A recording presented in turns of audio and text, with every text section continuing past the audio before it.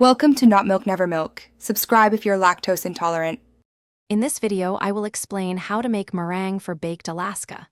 First, ensure your mixing bowl and whisk are impeccably clean and grease-free. Any fat can prevent the egg whites from whipping properly.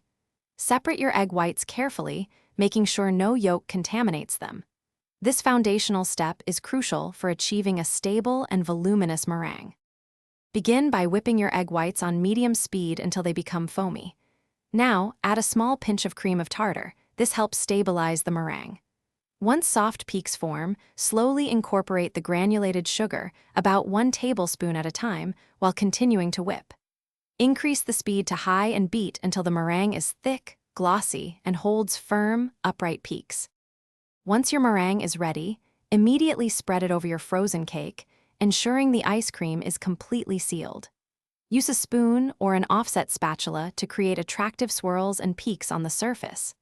Transfer your baked Alaska to a preheated oven at a high temperature, around 450 degrees Fahrenheit, for just 3 to 5 minutes until the meringue is lightly toasted and golden. For the best results, remember that humidity can affect meringue, so choose a dry day if possible. If your meringue weeps, it might be due to underbaking or not fully dissolving the sugar. Always serve baked Alaska right away to enjoy the contrast of hot meringue and cold ice cream.